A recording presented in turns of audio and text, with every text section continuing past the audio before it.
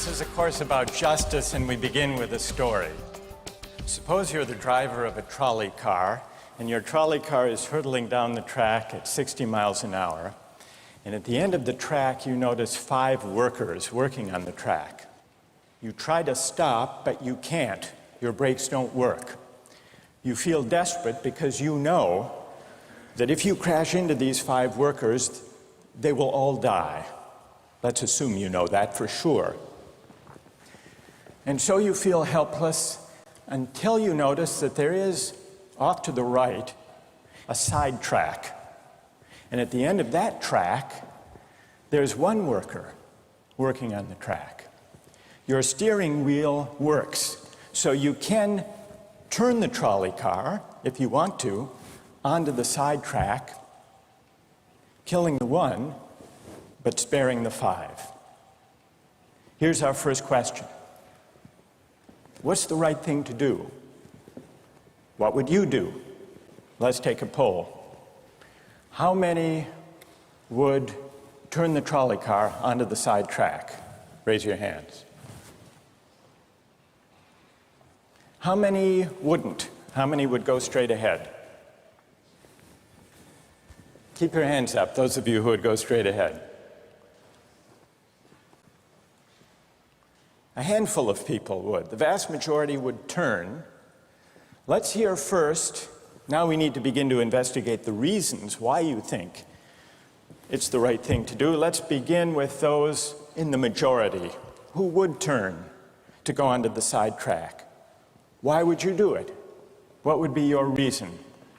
Who's willing to volunteer a reason? Go ahead, stand up.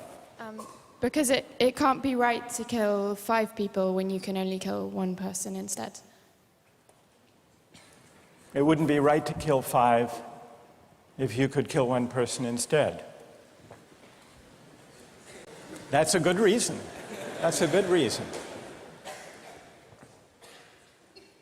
Who else? Does everybody agree with that reason? Go ahead.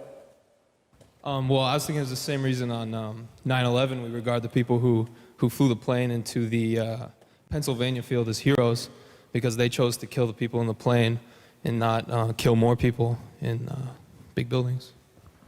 So the principle there was the same on 9/11.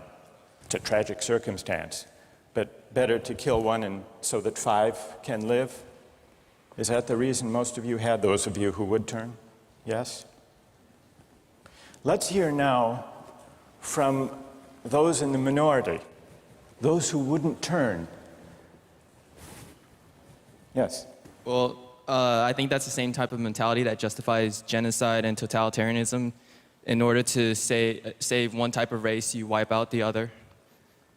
So what would you do in this case? You would, to avoid the horrors of genocide, you would crash into the 5 and kill them? Presumably, yes. You? Yeah. Okay, who else?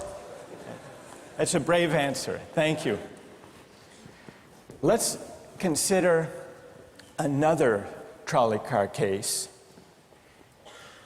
and see whether those of you in the majority want to adhere to the principle, better that 1 should die so that 5 should live. This time you're not the driver of the trolley car, you're an onlooker. You're standing on a bridge overlooking a trolley car track. And down the track comes a trolley car. At the end of the track are 5 workers. The brakes don't work. The trolley car is about to careen into the 5 and kill them. And now, you're not the driver. You really feel helpless until you notice, standing next to you, leaning over the bridge, is a very fat man. And you could give him a shove. He would fall over the bridge, onto the track, right in the way of the trolley car. He would die, but he would spare the 5. Now,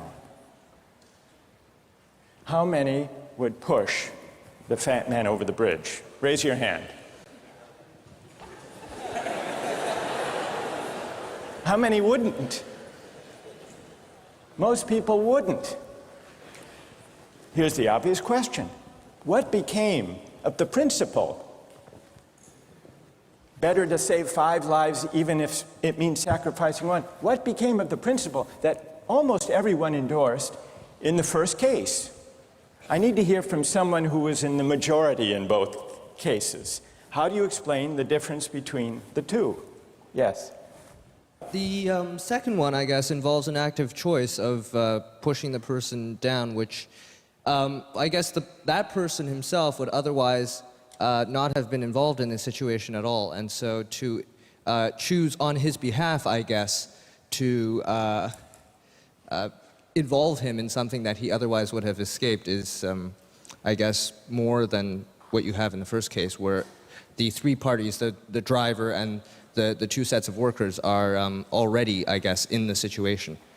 But the guy working, the one on the track off to the side, he didn't choose to sacrifice his life any more than the fat man did he?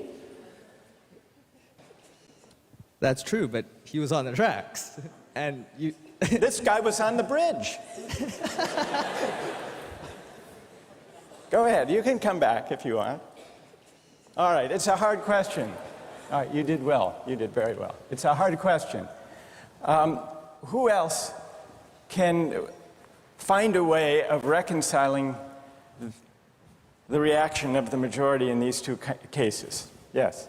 Well, I guess in the first case where you have the 1 worker and the 5, it's choice between those 2, and you have to make a certain choice, and people are going to die because of the trolley car, not necessarily because of your direct actions. The trolley car is a runaway thing, and you're making a split-second choice, whereas pushing the fat man over is an actual act of murder on your part. You have control over that, whereas you may not have control over the trolley car. So I think it's a slightly different situation. All right, who has a reply? No, that's good. Who has a way? Who wants to reply? Is that a way out of this? I don't think that's a very good reason, because you choose to, it's either way you have to choose who dies, because you either choose to turn and kill the person, which is an active conscious thought to turn, or you choose to push the fat man over, which is also an active conscious action. So either way you're making a choice. Do you want to reply? Well, I'm not really sure that that's the case. It just still seems kind of different, the act of actually pushing someone over onto the tracks and killing him. You are actually killing him yourself. You're pushing him with your own hands. You're pushing him. And that's Right. different than steering something that is going to cause death into another. You know, it doesn't good. really sound right saying it now. No, it's good. But I'm up here. It's good. What's your name? Andrew. Andrew. Let me ask you this question, Andrew. Yes. Suppose standing on the bridge next to the fat man, I didn't have to push him. Suppose he were standing over a trap door that I could open by turning a steering wheel like that.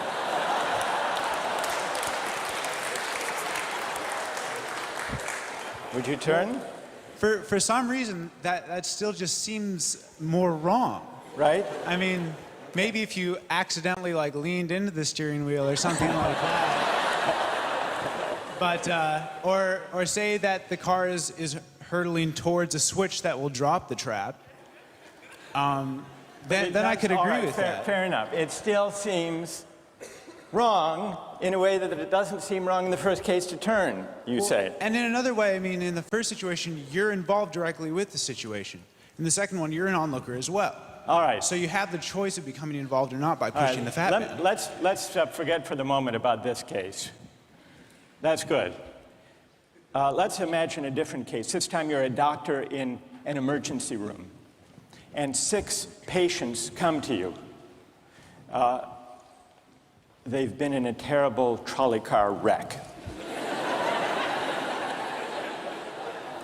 5 of them sustained moderate injuries. 1 is severely injured. You could spend all day caring for the 1 severely injured victim, but in that time the 5 would die. Or you could look after the 5, restore them to health, but during that time the 1 severely injured person would die.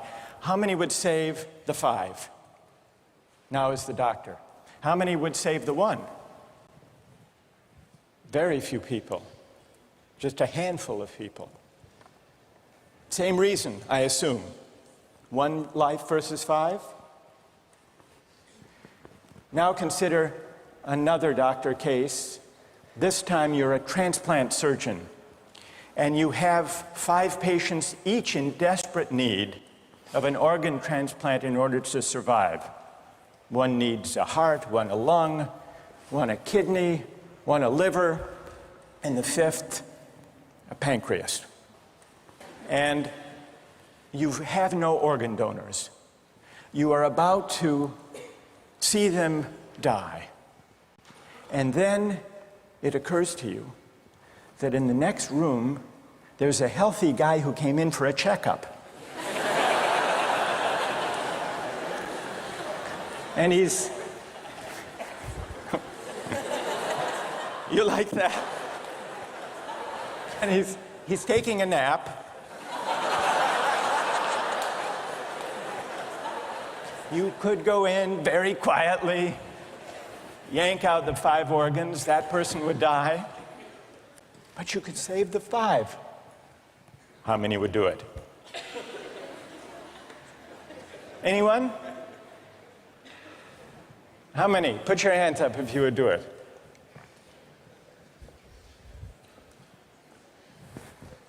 Anyone in the balcony? You would? Be careful, don't lean over too much. What? How many wouldn't? All right, what do you say? Speak up in the balcony, you who would yank out the organs. Why? I'd actually like to explore a slightly alternate possibility of just taking the 1 of the 5 who needs an organ who dies first, and using their 4 healthy organs to save the other 4. That's a pretty good idea. That's a great idea, except for the fact that you just wrecked the philosophical point. Well, let's step back from these stories and these arguments to notice a couple of things about the way the arguments have begun to unfold.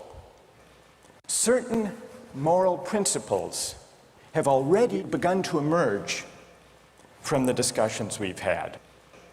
And let's consider what those moral principles look like. The first moral principle that emerged in the discussion said the right thing to do, the moral thing to do, depends on the consequences that will result from your action. At the end of the day, better that 5 should live, even if 1 must die. That's an example of consequentialist moral reasoning. Consequentialist moral reasoning locates morality in the consequences of an act, in the state of the world that will result from the thing you do. But then we went a little further, we considered those other cases, and people weren't so sure about consequentialist moral reasoning. When people hesitated to push the fat man over the bridge or to yank out the organs of the innocent patient, people gestured toward reasons having to do with the intrinsic quality of the act itself, consequences be what they may. People were reluctant. People thought it was just wrong, categorically wrong, to kill a person, an innocent person, even for the sake of saving 5 lives. At least people thought that in the second version of each story we considered. So this points to a second categorical way of thinking about moral reasoning. Categorical moral reasoning locates morality in certain absolute moral requirements, certain categorical duties and rights, regardless of the consequences. We're going to explore in the days and weeks to come the contrast between consequentialist and categorical moral principles. The most influential example of consequential moral reasoning is utilitarianism, a doctrine invented by Jeremy Bentham, the 18th century English political philosopher. The most important philosopher of categorical moral reasoning is the 18th century German philosopher Immanuel Kant. So we will look at those two different modes of moral reasoning, assess them, and also consider others. If you look at the syllabus, you'll notice that we read a number of great and famous books. Books by Aristotle, John Locke, Immanuel Kant, John Stuart Mill, and others. You'll notice, too, from the syllabus that we don't only read these books, we also take up contemporary political and legal controversies that raise philosophical questions. We will debate equality and inequality, affirmative action, free speech versus hate speech, same-sex marriage, military conscription, a range of practical questions. Why? Not just to enliven these abstract and distant books, but to make clear, to bring out what's at stake in our everyday lives, including our political lives, for philosophy. And so we will read these books, and we will debate these issues, and we'll see how each informs and illuminates the other. This may sound appealing enough, but here I have to issue a warning. And the warning is this: to read these books in this way, as an exercise in self-knowledge, to read them in this way carries certain risks.